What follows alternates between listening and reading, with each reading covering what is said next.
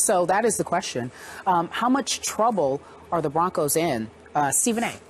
I think they're in a little bit of trouble, simply because I think Kansas City's coming. I think they play the kind of football that makes you take notice with Davis, with Jamal Charles running the football, with their defense playing the way they're capable of playing. Their smash mouth crew that Andy Reid's got up there in KC, and I don't think they're to be ignored. But I couple that as it pertains to my concerns, Skip, with Denver, because Denver's got problems in key areas. Number one, this kid, Chris Harris, is balling for them at corner. He does his job. As a matter of fact, he's looking a little bit better than Aqib Talib right now. Britt had a way with them along with that kid, Roby. Roby gave up about a 63-yard TD to him, and Aqib Talib gave up something to him as well.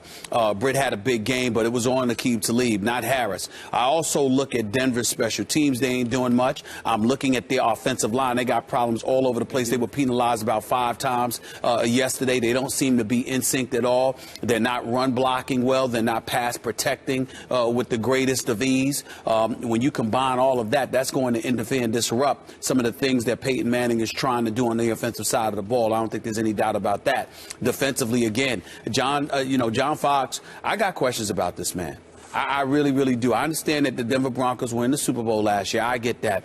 But their performance in the Super Bowl was so putrid, so pathetic. And if you look and read the reports the week leading up to the Super Bowl, there were a myriad of errors that people thought that he had made in preparing his team for that Super Bowl encounter. I'm looking at him in defense being his signature. I'm looking at, at the defensive coordinator, Jack Del Rio and those boys. And I expect more from them. You got DeMarcus Ware in the offseason. You got T.J. Ward in the offseason. You got Aqib Talib in the offseason. You got Von Miller back there. How do you not get pressure on Shaun Hill all day long? You don't blitz. You don't do anything. I watched some of this game yesterday, and I was just incredibly unimpressed with what I was seeing from the Denver Broncos. It's an aberration. You don't expect Denver's offense to be held to 7 points, no question about that.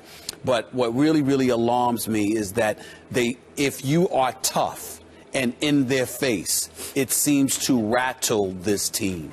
And that is what concerns me more than anything, because, Skip, when you are elite on a skill level, and you got who I call the 4 horsemen in Denver, in Julius and Demaryius Thomas. And Demaryius had a 7 consecutive 100-yard game, by the way. But you got Julius and Demaryius. You got Wes Welker. You got Emmanuel Sanders. Even though they didn't run the ball yesterday, Monty Ball, and he got hurt and what have you, and you just look at, you only rushed for 28 yards. You look at the weapons that they have. Skip, most teams can't deal with that unless they're allowed to roughhouse you. And if you play roughhouse football, to me, Denver has shown you can rattle them. Yep. And that is a problem that is a message, rather, that you do not want sent to other teams, no matter what conference they're in, as the playoffs approach. But that's what I'm seeing right now with Denver, and that's what alarms me. Can we, before I answer this question, at least say one great thing about St. Louis and Jeff Fisher? Defense, and Fisher's doing a hell of a job. He can just coach. He's always been able to coach defense. He can coach. And they're loaded with stars or near stars on defense. No question. And in that dome, they're just tough to beat. So now they've beaten Seattle, they've beaten San Francisco, they've beaten Denver. They took Dallas to the wire after Dallas was down 21-0 at St. Louis, and they took Philly. Remember that? They took Philly to the wire. That was a close game. They came back. Yeah. Yes. Okay. So they're no joke. And if you don't play at a high level with healthy personnel, there's a chance you're going to lose the game at St. Louis. And if you take away Emmanuel Sanders after he'd burned them for the deep touchdown that got Denver back in the game, and all of a sudden you take away Monte Ball, and their offensive line in Denver is just a patchwork. It's just they're mix and match. In fact, now I'm thinking they are going to call Richie Incognito, right? They should. I mean, maybe they should. Maybe they should be that desperate. Skip, I got to admit to you, and it might be unpopular to say, but they really, really need Richie Incognito. And I'm not talking about just a skill. Skip, you almost need the nastiness. You almost need the nastiness. You need that attitude on your event. When you need somebody that's going to be nasty enough to insist that I'm going to protect Peyton Manning at all costs. Yep. I don't want him touched. You really need somebody on your offensive line who's got the kind of, now again, I'm not advocating bullying or anything like that, but you do need the nastiness on the offensive line. You got to have a bunch of rough riders up there that says, you want to get to him, you're going to have to get through us, and we're not having it. I get and it. Richie Incognito is that kind of attitude that you need. As far as I'm concerned, the Denver Broncos should go out there and sign that boy today. Okay, you know how I feel. I know. And I don't disagree with your take on this. He's just a bad guy that I would not want in my locker room, messing with my unity in my locker room. But that's just me. They don't have unity right now on the offensive line. Okay, now back to Kerry's question. I don't think Denver's in trouble because I'm not sold on Kansas City like you seem to be. I'm not yet sold. And, you know, I was sold on San Diego in that division before the year, and they have just gotten decimated. They've had as many injuries as anybody, now including the quarterback, Phillip Rivers, who got off to an MVP start. Now he's playing with cracked ribs. He got his knee hurt yesterday. He got beat up by the Raiders.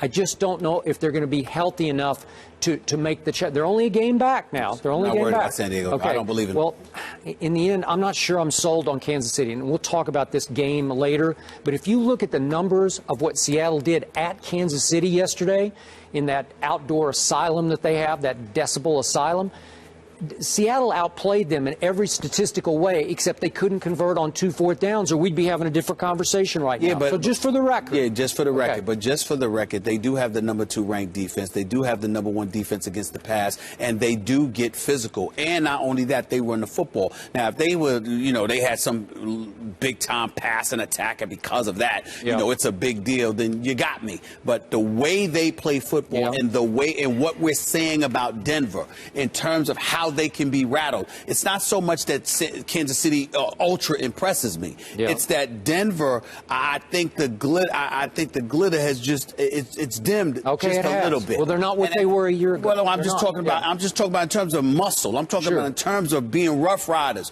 You've got, especially after losing the Super Bowl the way that they did. You and I both know that the primary reason they lost that Super Bowl is because they were intimidated. They were scared. They got intimidated early, and they couldn't overcome that. I think that's what you have to address. You need rough riders. If you need to, Peyton Manning and his crew can take care of the finesse part. They need rough riders. Okay. Well, they lost the touchdown leader, Julius Thomas, to ankle. He's had ankle injuries his whole career. So that could be a big ongoing loss. No question. And Emmanuel Sanders, I love him. We've had him on the show. This is just me. The play that knocked him out, I wouldn't have flagged that play because I don't think it was targeting. I don't think they deserve to be. I don't think they deserve to get flagged for that play. It was a hard hit, but it was just your basic football play. It was legit. It was legal. It shouldn't have been flagged for. But the flip side to it is that defensively, there's another Brandon Marshall in this league. His brother had 15 tackles yesterday. He's on the verge of getting 100 for the season. You got him.